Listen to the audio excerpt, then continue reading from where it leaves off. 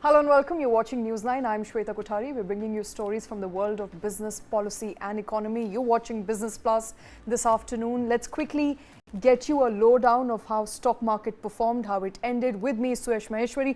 Suyash, stock market ending on a flattish note, in fact 0.5% down. So yeah, Shweta, so Indian market witnessed profit booking throughout the session amid weak global cues as investors decided to book some profits ahead of the Jackson Hole Symposium, which will be on August 25th, later today in the US. Now, this was a fifth consecutive week of losses for the Nifty index. But as we can see, Nifty 50 closed around 0.62% lower at 19,265 levels. Now, traders will take some respite in the fact that the market Nifty was able to close above the 19,250 levels, which has recently emerged as a big support for the index. Sensex was also down about 0.5% at 64,886 levels. Now, the broader markets underperformed the benchmark because of increased volatility. Nifty Midcap 100 was down about 0.82% lower at 38,471 levels, whereas the small cap index, which was trading with moderate gains in the morning, also slipped into the red and it was down about 0.41% at 11,869 levels. All right. Also joining us on the show is Vijay Chopra, MD and CEO of Enoch Ventures. Vijay, if you can hear me, is Vijay with us? Right, I can see Vijay on our screens. Vijay, good afternoon. Thanks for taking time out. I see you are on the go. So let me first begin by asking you, what are you making of the sell-off in the markets today?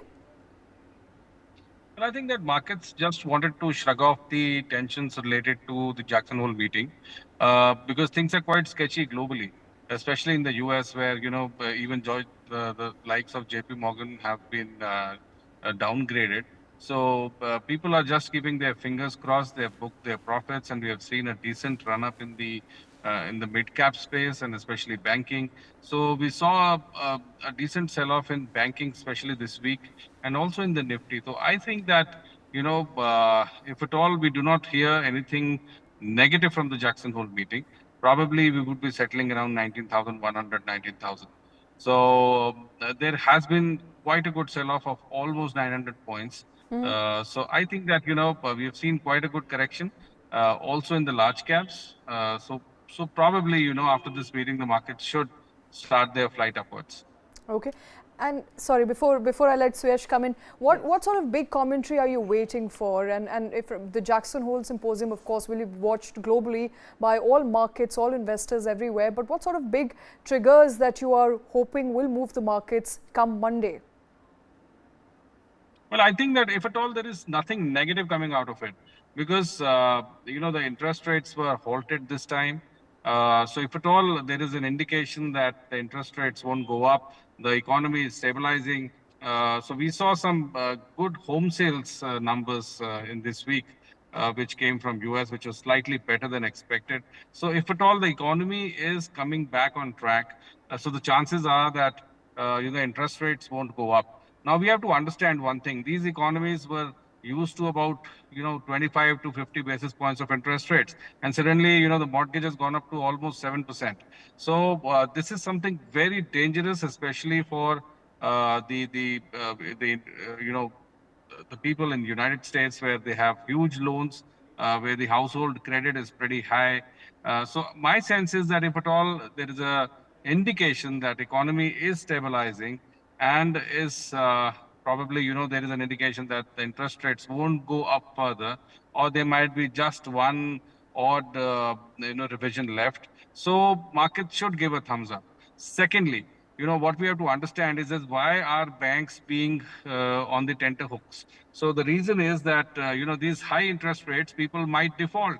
That is the reason why these banks have been downgraded.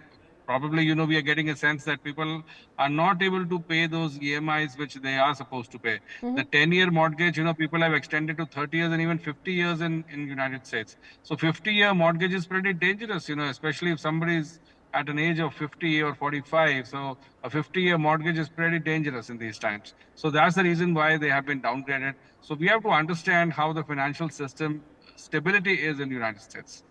Hi Vijay, Suyash here. So, are there any triggers for the markets, or is it all coming from the from the domestic markets, or most of the cues or the negative sentiment that we are seeing over the weeks is because of a sell off in global equities? Well, I think most of it is global. Uh, we have lesser issues in India.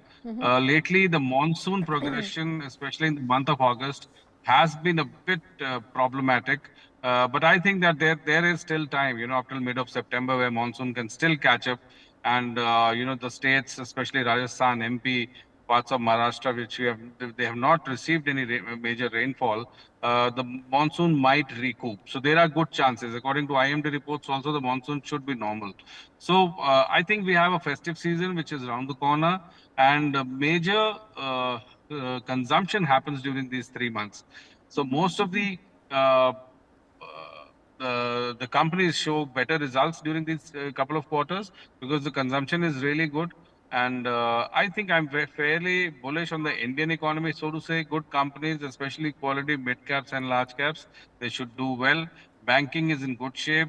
The credit is also reasonably good, and the asset quality of banks is good. So I don't see major problems, so to say, in the Indian market. The jitters might come from elsewhere. Okay. So coming to sectors, and I think Vijay says there's no major problem there. How did sectors broadly perform this afternoon? So Shweta, most sectors ended today's session deep in the red. Now Nifty Metal, Nifty Pharma, Nifty PSU Banks and Nifty FMCG Pack all logged losses of over 1%. Nifty PSU Banks, as you can see, was on about 1.51%. And Nifty Bank also ended about 0.59% lower. The Auto Pack, which was trading with moderate gains in today's session, was also witnessed some profit booking, and it was on about 0.62%. So profit booking there across all sectors. Vijay, what are you making of these numbers? I mean, down by as much as Nifty Realty down by as much as 1.31%, Nifty Metal down by 1.26%. Profit booking today, do you think numbers will stack up better on Monday? Well, I suppose so that, next week should be better because if at all we have decent clarity from the Jackson Hole meeting, these jitters would be gone. And I'm sure that, as I said earlier, the Indian consumption story is very much intact. We have seen a result season which is, I would say, which is reasonably okay. I'm not very happy, but really, I won't say that I'm disappointed because the numbers have been almost, the way I had expected. So next quarter, couple of quarters look very good for companies. The consumption would be really good, and it should shape up. So I think that if at all there are no major international jitters, good chances that we are going to come back strongly. Vijay, how are you looking at the Nifty IT pack? Now, we were seeing some sort of a buying interest at lower levels. Now, of course, the sector has been one of the top losers in 2023. But now, as you mentioned earlier, there have been a slew of downgrades from banks. So, will it affect the order book of the IT pack? Because the truth remains that BFSI sector is one of the major contributors. Well, we have to understand one thing, why these IT companies did not perform in 23 and 22, of course. There was a war going on. There was, unusual inflation, which we have seen, in Europe and in US, which are major markets for IT companies. So whenever there is inflation, there's a question on the kind All right. companies would have. There were major layoffs happening. Yes, Vijay. Sorry, I think we're losing you in between. Excuse me. Yeah, so the reason was that there was no visibility of companies coming back normally as they were in the past years. So probably due to the lack of visibility in the Western world, the IT companies were not getting new business. The problem was new business. The old business was going as usual. The banking was going on as usual. But new softwares and new processes were not being implemented just because of the visibility. Now, as the war jitters are easing off, the inflation problem is easing off mostly across the world. So I hope that in the next couple of next quarters, IT should start doing well. And I've been recommending this for almost a month or so that it's a good time to nibble into stocks like TCS, stocks like HCL, all the top IT companies and good mid-cap companies. So I would say that, this is a good time to accumulate IT. Okay, good time to accumulate IT. With that, let's also quickly understand which were the top gainers and losers on the D Street today. Certainly, Shweta. So, among the gainers on the list, was Geo Financial Services, which after finally after being stuck in the lower circuit for about 5 sessions, it was in the lower circuit earlier in the morning. We saw some buying interest in Geo Financial Services stock. The stock was up about 4.92% on an intraday basis, but it closed about 3.82% higher. Now, Bajaj Twins were another theme stock, couple of stocks that we were looking at earlier in the morning. Bajaj, now Nomura has raised target price on both Bajaj Finserv and Bajaj Finance, implying an upside of about 20% from current levels. Asian Paints, which has been one of the outperforming stocks in the past couple of weeks, continue to do well despite the muted market sentiment in the space and the sector. It was up about 0.94%. ONGC was another one which was up about 0.66%. Now, if we look at the losers, L&T was one of the was the biggest laggard in today's session. It was down about 2.09%, followed by Dr. Reddy's, which also was down about 2%. Adani Ports, which fell about 2%, and Adani Enterprises, which also was down about 1.95%. All right, before we go to top performers, I want to quickly understand, from our expert at this point in time, what exactly is leading to, a sort of sell-off here in Adani Ports, Adani Enterprises. Perhaps, Vijay, if you could help us understand Adani profit booking, what is triggering that profit booking? Well, again, if a stock has moved up 40% or 50%, so why not book profits? So this is a regular phenomenon in the market. So I really don't know, because when this the bad news about the Adani Group came due to this Heidelberg report. Due to that, we saw a major sell-off, and the kind of crack we saw in the entire Adani pack was unimagined, in the month of January. But again, stocks have started coming up. Adani Ports has posted very good numbers.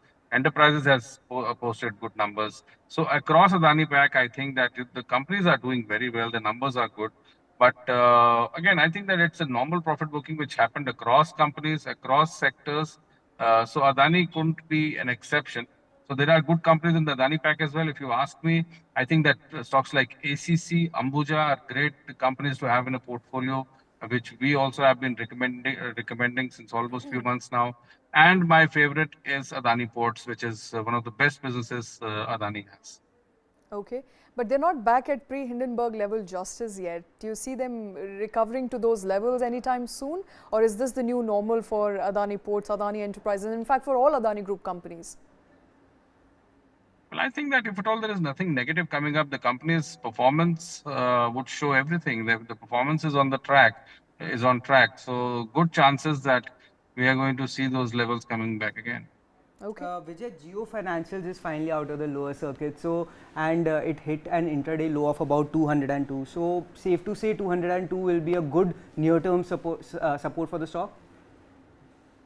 Well, I suppose so. After so many circuits, no doubt that it is going to come with a splash, which typically Mukesh Bhai has a style of working like that.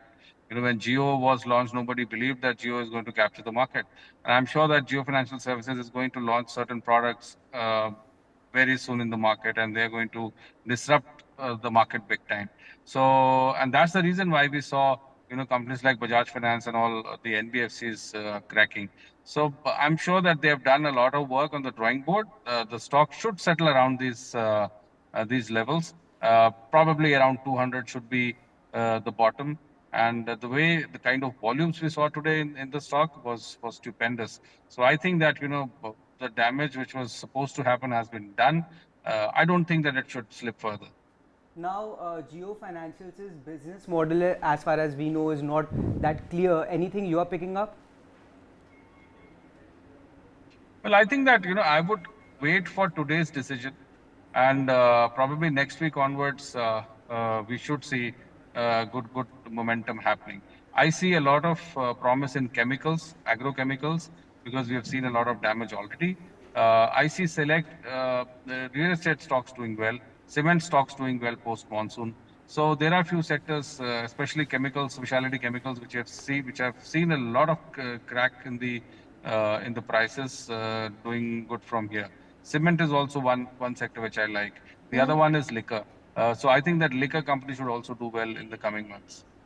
All right, cement and liquor, of course, being Vijay's bets there, but another sector, in fact, group of stocks that we continue to track here is the aerospace stocks and defense stocks. Aerospace because of India's success at the Chandrayaan mission, the lunar mission, and India's successful landing of its rover in the south pole of the moon, making it the first country to do so. But on top of that, Defence Acquisition Council has also given a green signal for proposals worth 7,800 crores to enhance the operational capabilities of the armed forces. And with that, the focus, of course, continues to be strongly and narrowly on the defence stocks, on the aerospace stocks. Suyash. Definitely, Shweta. Also, one of the things that we need to understand that although the stocks are rallying, the fact that Defence Ministry also said that all the purchases which will be made from the 7,800 crore budget will be from indigenous sources. So it will be coming from Indian companies. Now this, I think, has boosted the sentiment for most of the stocks. Now, defense stocks were trading with moderate gains in today's session, although because of the broader weakness in the markets, we saw some profit booking over there. But if you look at their one-year returns, Shweta, most of the stocks are currently trading near their 52-week high. Okay. And look at the returns. Mesgao Dock has given a 131% year to date. So since the beginning of 2023. Zensar Technologies is another 141% increase since the beginning of 2023. Now, government has also emphasized that self-reliance of defense exports as well as increasing the exports. Now, in the budget 2023, if you remember, government had allocated about 5.9 lakh crore, which is about 13% of the entire budget allocation for the defense sector. So, this is one of the sectors that has been in the news because government is paying attention to it, and as a result of it, we are seeing a massive run up in the stocks. And this is a story that has been unraveling over the past few months, as you can see. So, Vijay, one of the questions that I want to ask you is that is the space overheated currently, or are there still some pockets of opportunity for the defense pack, or rather in the defense pack? Well, you rightly mentioned that we have seen almost all the major stocks doubling from their bottoms. But you know, on the way or the journey to 5 trillion economy, I think that defense would play a major role. The government of India and the government definitely have focused. Mr. Modi has said that they want to see India as a major defense hub in the coming years. And we have already seen that, you know, there are smaller countries which are uh, placing orders with Hindustan Aeronautics for light combat aircrafts. And you know, companies like BEL and BDL are, you know, getting orders from smaller countries because they cannot afford to go to US or France or Italy or you know, any other European uh, major to buy artillery and arms because it is pretty expensive. Indian companies are you know, much more cheaper you know, than their Western counterparts. So that's the reason why we have seen, you know, Mazagaon Dock you know, doubling from its bottom. So I still think that, you know, Mazda can go up. BDL, BEL, these are good companies. I see Tata Elxsi, you know, which has also played a role in the Chandrayaan 3 mission. Tata Elxsi is at a very good valuation at about 71, 7200. I see these, you know, the stock going up to almost 9,000. So this is my target for Tata Elxsi. All right. A big bet there on defense stocks that are also active in the aerospace industry. So I think the success of Chandrayaan 3 mission as well as a renewed focus, in fact a continuing focus on defense sector and growing India's capability to be a defense exporter means that all eyes will continue to be on defense stocks in days and months to come. Vijay, thanks very much for taking time out and for joining us, as well as my colleague Suyash. Thanks very much, gentlemen, for taking time and joining us this afternoon. But we're going to shift focus. Did you know user reviews have the highest impact on purchase decisions across generations? This means that people do not rely on product information alone when buying items online, but look for more.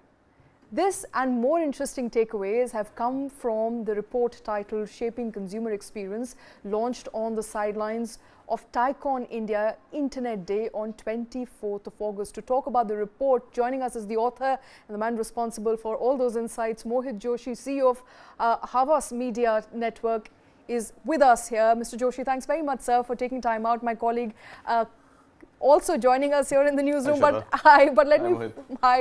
let me first quickly go to Mohit first. Mohit, run us through the big takeaways of this report. You know, one of the interesting takeaways perhaps that my colleague pointed out when reviewing this report, rather extensive report, I must say, so congratulations on that. But interestingly, when people in tier 2, tier 3 cities are buying items online, they are more likely to buy as opposed to their peers in tier 1 or metro cities. Very interesting for me. It essentially goes on to tell you that when exposed to the idea of internet and e-commerce, people living in more rural parts of India are more inclined to purchase. Absolutely. So, you know, this research report has been launched yesterday, and it's a combination of qualitative and quantitative inputs that we have got from 700 plus respondents. And there are 5 key findings that I'll first put across. One is that we saw a very different approach across the tiers. So, you know, there is a tier-based shopping pattern. The tier-based shopping pattern in a metro is very different from the way it is in the smaller cities. But as you rightly said, even in the smaller cities, a significant amount of consumers have already started, getting online and buying stuff online. So that's a very, very big revelation that we have realized. And to some extent, this was not a big surprise, because the last 3 years of COVID has made us more technologically savvy, and they have made us look for this convenience of buying online. And this is being reflected not just in the top tier 1, tier 2 cities, but across the country. You have the data costs are very low. People have good mobile sets, so buying online is not an issue, and you have practically everything available online. So that was what came across. The Gen Zs are buying very differently. They have their own way of buying. They look for convenience more than cost. There is a big rise in social commerce. So at one point in time, e-commerce itself was a very big animal that nobody understood. But now people are buying on social sites. So, you know, you see a particular ad on Instagram, and which takes you to the buying point, and you buy it from there. And social commerce has significantly increased, especially for the young consumers, the Gen Zs and the Gen Xs. And all brands today are talking direct to consumer. So many brands which used to just sell on Amazon or Flipkart a few years back, today have their own D2C platforms, because they are realizing that D2C platforms are very important part of their overall communication mix, as well as their brand mix. And there is a huge amount of technological empowerment that's happening, with chatbots coming in, with AI technologies, so people can buy easily. And that's clearly being reflected in the fact that people, even aged people, are going online and buying stuff online. My dad, who's 86, he's buying medicines for himself online. So this is the new India that we are talking about. A lot of it has to do with COVID, because COVID really, I would say, pushed this entire revolution by 6-7 years. Something that should have happened 5-6 years later has happened immediately. But it's here to stay, and e-commerce revolution is a reality. And for that, Havas has launched something called Havas Market, which is a very specific speciality that understands how you should be buying inventory and building brands on online platforms. Hey Mohit, if you can hear me, hi, Karthik Malhotra this side. Just wanted to understand this Karthik. trend of of online purchases not being restricted only to these very, very deep sort of, research-based products, but also medicines, like you just mentioned. So medicines is something that that pharma delivery is something that has picked up. I saw in your report, and add to that the example that you just gave, that it's not just restricted to the Gen X, Gen Y, Gen Z. It's gone well beyond that. So what does this tell us about a technology penetration, internet penetration to the last mile, and add to that, I think this complete change in consumer behavior The confidence. the confidence and the convenience of not wanting to even go to a neighborhood store to pick up a medicine, and you prefer buying it online. Absolutely, you're absolutely right. So convenience is the biggest thing, and the trust. What the senior citizens lagged on online purchases was trust, because they were used to buying offline by touch and feel. But over the last 3 years, when they were not allowed to go out, they realized there was no other option. And when they saw that the output of that was not bad at all, they started getting more confidence. And this is what happened to all of us, including the senior citizens. Absolutely. And I'm also very curious to try and find out and decode with you, what has Instagram done right? I mean, look at that graph. It has left all its other social media peers behind by miles. But interestingly, to add to that, people who are perhaps elder than 25 are still going to Facebook to buy.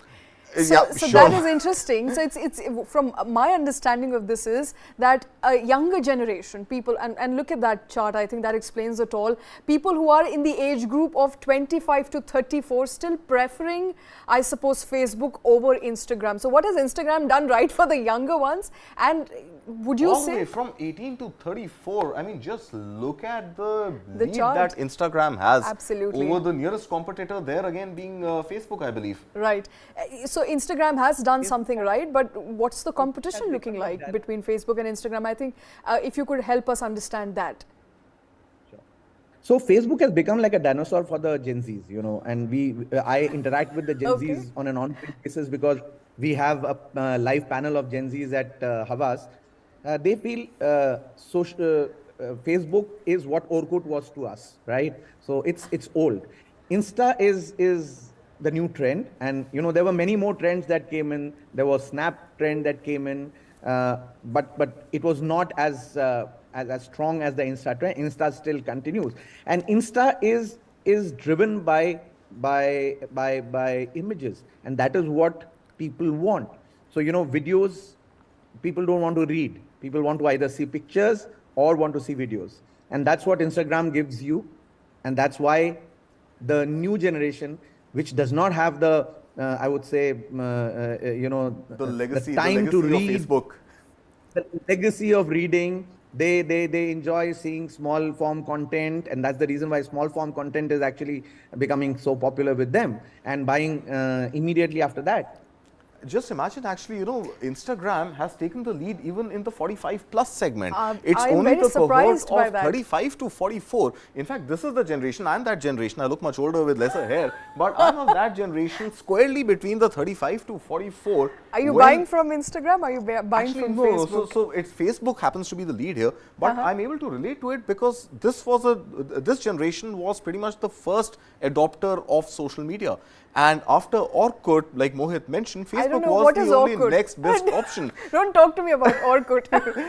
so there is one dinosaur here who has grown up in the Facebook generation. And then that also reminds me, Twitter there is also propping up as a competitor. So while with Instagram and Facebook, Meta's got to win, what happens to Twitter hereafter? Because Twitter is also hoping to be an everything app. Yeah, a super app. So perhaps going into e-commerce very, very soon, making its foray already. And people are also buying from Twitter, which is very surprising at this point. Yeah, I think we are just waiting for that super app, for one successful super app, a global sort of, not Baidu, not the Chinese restricted apps, but one super app to emerge in the world. And Twitter may perhaps be one of those early movers when it comes to creating a super app. So Mohit, do you see any sort of signs of Twitter taking off in coming times, or X rather, not Twitter, X taking off in times to come? I was about to tell you that itself, because even today I search for Twitter on my phone, and then it takes me a little while to realize that it's no more Twitter, it's X. Well, I'm not too sure. I'll be very honest with you. While they're trying to do a lot of things, the younger audiences have already migrated to Insta. People like us are still between Insta and Facebook, right? So social, as far as social is concerned, or social commerce is concerned, I think between Insta and Facebook and even YouTube, there is a good amount of it that's happening. Twitter is trying to become a super app. I don't know how fast that will happen. They have also forayed into online commerce, but it has not been very successful in my view, right? But let me take you to another side of the story. While we are talking about Insta, Facebook, at Havas we are selling trucks online. So can you believe that? And that's something that that tells you that e-commerce is not just limited to things that one could have bought, one could have thought one bought online.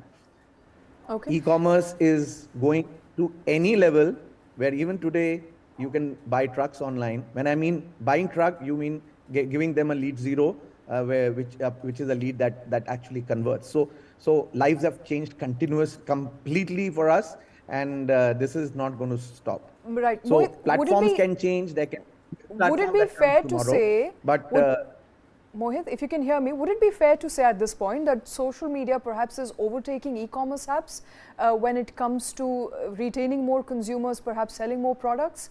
Are social media sites becoming new e-commerce platforms? yes, that's the direction in which they are going. But at this point in time, you still have your Amazons and Flipkarts of the world, which are pretty strong, pretty deep rooted, and have huge tech backing behind them.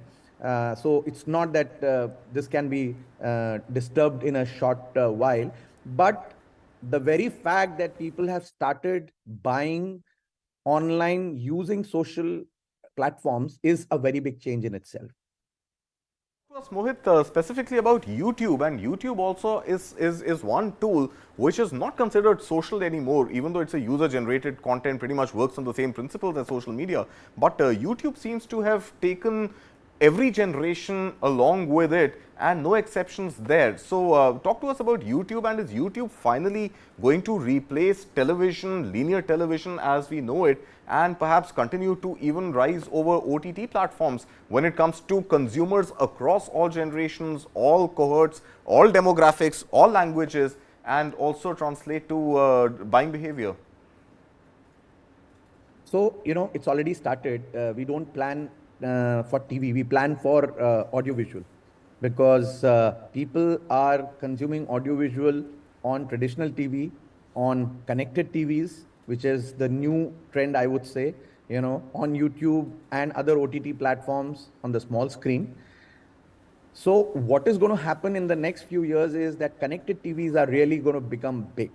And that's my trend. That's a trend that I am seeing. Gen Zs and millennials are going to drive that, because they are the ones who are the ones who've been latched onto internet through OTTs. They are not the ones who've actually transcended from the television to OTTs like we have. So that's a very different generation. We have also started moving from regular television to OTT. So they are cord cutters, they are cord shavers, they are cord nevers, all these the audience demographics, they exist. So in my view, television will still exist, but the way in which it will be used will be different. There'll be more connected TVs, there'll be more OTT platforms. YouTube is also an OTT platform, so I don't want to say YouTube or talk about YouTube separately. OTT is going to become big. Your consumption will move from consumption at a specific time to consumption when you want it. And that's a very big change that Mohit, is already being seen. Mohit, it's very heartening to hear almost our words echoing back to us, because the platform you're speaking to right now, incidentally, is a digital-only platform. We are a connected TV, not a satellite TV platform. We are a YouTube platform, We are not a traditional TV platform, and we have the world's first news OTT app called News 9 Plus. So very Hopefully heartening we'll to hear that we've also gone pretty much exactly after the same generation of cord cutters and the new sort of users, consumers emerging, which will never see the cord connecting them to any sort of content consumption. Absolutely. So heartening to hear that, Mohit. Thank you so much for echoing our views and reiterating for us that we are pretty much in the right business. And you know, Absolutely. All the best wishes, and I'm sure, I'm a huge believer of connected TVs, OTTs, the way they are coming in, and content getting democratized. So Mohit, before I let you go, how are advertisers today looking at connected TVs? Are they taking connected TV seriously, or are they still comparing it either to a YouTube or to a traditional satellite channel? So, it's up to us. We have to educate them properly. If you educate the client and give them a proper logic of why you should be using a connected TV versus a regular TV, you will be able to convince them. And there is a huge shift that has already happened in terms of buying. You see the way cricket is being bought right now. Okay, so when IPL happened, the first time we saw the traditional TV versus the digital war happening around cricket, and each one of them performed. So it's not that that television performed better than OTT. Both of them performed. I think clients have to realize that it's audio-visual planning now and not TV planning anymore. And when you plan audio-visual, you have to look at all the relevant audio-visual platforms. The traditional TV will continue because there are those pockets in Bharat that will continue to have single TVs, and hence traditional TV will be there. But the transition towards connected TVs and OTTs is huge. The other day I was in Bombay, and I was going to my hotel in the night, and I was crossing a bridge. Under the bridge, I could see some families who were actually sleeping there. They were homeless and they were sleeping. But I was surprised to see that each one of them had a mobile in their hand and they were watching content. So content watching is something that's, you might not have a house, but you need content. But you need OTT, but you need something to see. So imagine the democratization that OTT has done to content. Mm-hmm. I don't quite romanticize poverty, so I'm not sure what to say there. But of course, that is the dichotomy. That is the sort of world that we're living in, where everybody has a phone. They may not have a roof over their head, but very interesting, heartening to note. Mohit Joshi, thanks very much for taking time out, for joining us this afternoon, and congratulations once again on that brilliant report. But we're going to move on now, and keeping in line with what we were discussing, and that is what drives consumer behavior, what drives them to perhaps take to online shopping. And one of the reasons that stood out in that report is the ease with which you get things at home. Yep. And since we're talking about ease with which you get things at home, it's good news coming in by the way of online grocery delivery platform Zepto, which has now raised $200 million in Series E fundraising, valuing the company at $1.4 billion and making it the first unicorn of 2023. The fundraising was in fact led by US-based private markets investment firm Stepstone Group. Now Zepto was in fact set up, remember, Stepstone was set up in the aftermath of the pandemic. The investment also marks Stepstone's first direct investment in an Indian company, so essentially their India foray. Now Zepto has raised $200 million in a Series D funding round led by American technology startup Accelerator in 2022. Back then, the company was valued at $900 million. From 22 to 23, India gets its first unicorn by the way of Zepto. Exactly 11 months after the last unicorn, which came in September 2022. So yeah, congratulations to Team Zepto. I think this was one brand that stood a good part of urban India through and held it well during the pandemic. Online deliveries and quick commerce per se was a segment that was really being adopted very, very aggressively because nobody was going out, and this was classified as essential services, and hence Zepto delivering not just groceries but also picking up and taking other parcels and other essential goods from one place to another. So I think great news coming by way of, at least number one, some early signs, maybe, if I could assume, of the funding winter thawing. Okay. So it has been a fairly chilly, nail-biting, bone-chilling funding winter for Indian startups. We've seen what's happened with Byju's. We've seen what happened with Swiggy. We've seen so many startups being undervalued and devalued, and their valuation actually being slashed by billions of dollars.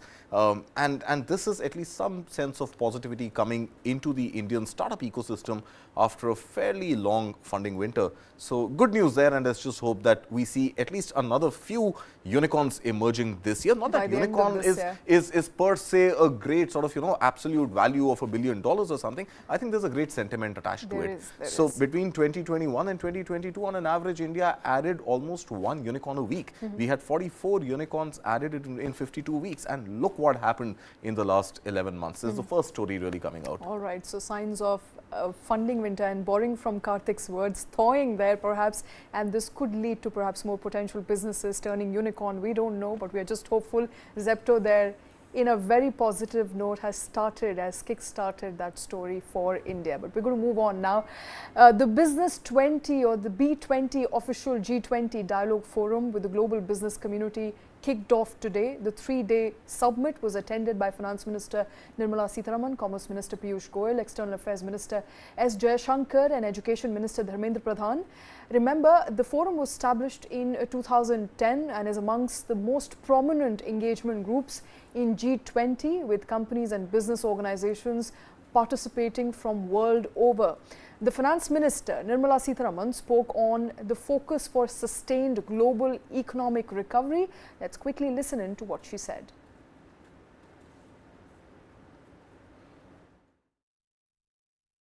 The fiscal deficit needs also to be restrained. Otherwise, inflation is not going to be wholesomely defeated or brought under control. The second of the priorities I'd like to put before you is increasing the emphasis on investments to spur growth. That's a sure shot route to achieving growth, sustained growth, and therefore investment in physical assets needs to be substantially raised, driven by the public sector if it is possible, and complemented by private sector. So the public sector may also have to take the lead until the private sector steps in. That's the story which is happening in India, and you see unrelentingly Government of India looking focused for increased public expenditure. But I can see that it is also now attracting private sector to come in and invest. To have a large multiplier impact on recovery and growth, therefore, investments is the best answer. The labor force participation and also improving on productivity simultaneously with increasing investments are two essentials to go with it, and labor force participation rates will have to therefore increase, for which enabling policies will have to be made. Post-pandemic, only a few countries will have the fiscal room to increase public expenditure on capital, yet it has got to be increased. There is no way of looking at constraints and saying I can't have expenditure from public for capital increase. The third of the important factor is raising investments, even as I say for public expenditure, for investments, for infrastructure. I would say focusing on investments in public health and education is a very key priority for sustained growth. So globally, I think the focus should be on health and education. It is not as if only India, because it's part of the emerging market world, it has to spend on health and education. Health systems are collapsing even in developed countries, and unless money goes into that, we will have a health crisis. And it's no good to differentiate between developed countries and developing countries. health is got to be kept up always in a very robust and dynamic fashion. Skilling also is important, and that's why I group it under education and health as two important public expenditure items. All right, that of course is Finance Minister Nirmala Sitharaman talking about sustained growth, the parameters that will be important to sustain that growth. But other key prominent leaders also spoke at G20 event, the B20 as we are calling it. Remember, it will continue for the next 2 days as well. Let's quickly listen in to G20 Sherpa Amitabh Kant, Hero Moto Group's Pawan Munjal and TCS's and Chandrasekaran. All of them attended that event, and we'll leave you with those bites coming in from that event. I think this is the best held B20 with the finest, very positive, progressive, forward-looking recommendations on a range of issues, starting from inclusion to climate to sustainable development goals to technological transformation to women empowerment. All these are key goals of India's presidency, and on all of them B20 has made very positive recommendations. So the B20, while it's a parallel process to the G20, but it's an important one where business and private enterprise get together and make their recommendations, which they pass on to the G20 to turn into a policy framework. And this has been done by building a large number of task forces, focus on digitalization, focus on technology, focus on sustainability, focus on gender balance. So the idea is to create a much fairer world, and one which is inclusive. Inclusivity has been one of the pillars on which the B20 has based a lot of their recommendations. Equitable growth for all businesses among G20 and outside G20 nations. Through a consultative process, we engaged stakeholders across the world and came up with 9 themes, and we formed them as 7 task forces and 2 action councils. The task forces worked on the themes of global economic recovery, inclusive global value chains for resilient trade and investment, financial inclusion for economic empowerment, digital transformation, collaborative work in technology, innovation and research, and future of work that is required in terms of skilling and mobility, and finally energy, climate change and resource efficiency. The 2 action councils worked on embedding ESG in every business, and the second one on integrating Africa's economic development with the global economy.